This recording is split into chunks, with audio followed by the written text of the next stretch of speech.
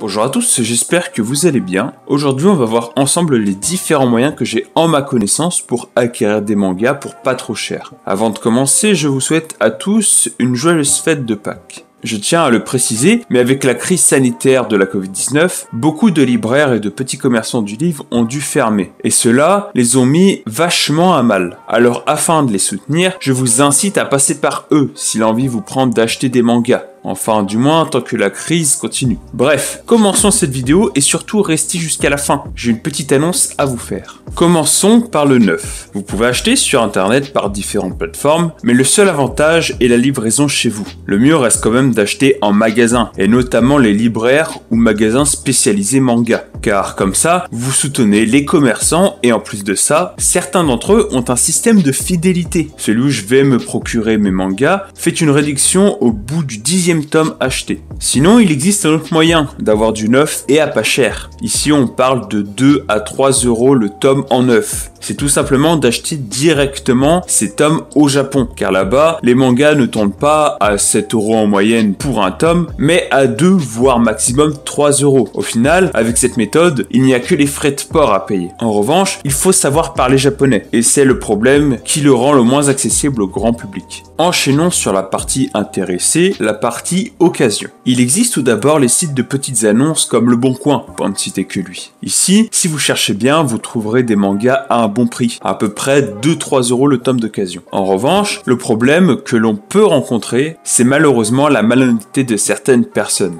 Ici, pas de contrôle de qualité. La personne peut vous dire que le manga est comme neuf, mais s'il prend bien les photos qu'il arrange, le livre peut avoir des rayures, des coins abîmés, des pages cornées ou carrément déchirées. Et tout ça sans que vous puissiez le voir. Mais fort heureusement, j'ai rarement été confronté à ce genre de cas. En général, les gens mettent plus ou moins la réelle description. Dans le doute, si vous utilisez cette méthode, n'hésitez pas à prendre le temps d'inspecter les mangas si les vendeurs vous autorisent à venir les voir. Ça n'enlèvera pas le risque zéro, mais au moins, vous aurez un a priori de comment le vendeur traite ses mangas et si ça vaut le coup de les prendre ou non. Avec le corona, il ne sera pas possible d'aller voir les mangas. Alors n'hésitez pas à demander plus de photos des livres que vous voulez acheter sous plusieurs angles. Il existe aussi les sites de librairie en ligne comme Amazon qui était spécialisé dans la vente de livres à la base, ou encore un autre assez connu, Momox. Ici, l'avantage est le contrôle qualité qui vous certifie qu'un manga sera de la qualité désirée. Bon après, forcément il y a beaucoup plus de chances que ce soit un peu plus cher que les sites de petites annonces, avec le prix de la main d'œuvre, etc.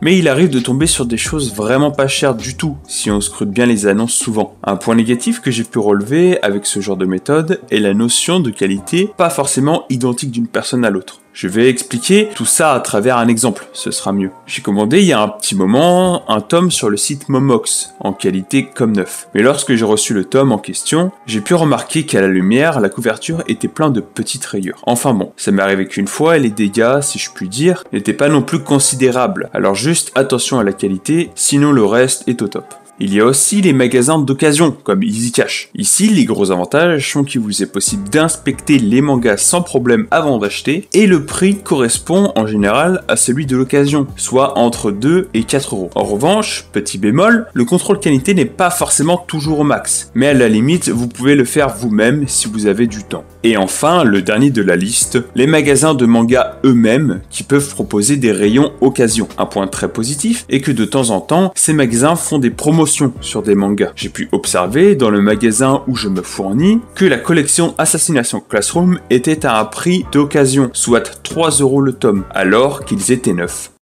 Voilà, normalement vous savez où acheter vos mangas suivant la qualité et le prix que vous voulez y mettre. Passons à ce que j'avais à vous dire. Ce mois-ci, donc tout le mois d'avril, j'aimerais tenter de faire 2 vidéos par semaine, soit le mercredi et le dimanche, au lieu d'en faire, comme je le fais d'habitude, que tous les dimanches. Pour le contenu, je pensais faire une vidéo plus détente le mercredi et continuer à produire le contenu que j'ai l'habitude de faire le dimanche. J'espère que ça se passera bien et que de votre côté ça vous plaira. Voilà, cette vidéo étant terminée, je vous invite à vous abonner, mettre un petit pouce bleu, partager pour me soutenir et commenter si vous avez la moindre question. Sur ce, je vous dis à mercredi du coup. Allez, ciao tout le monde!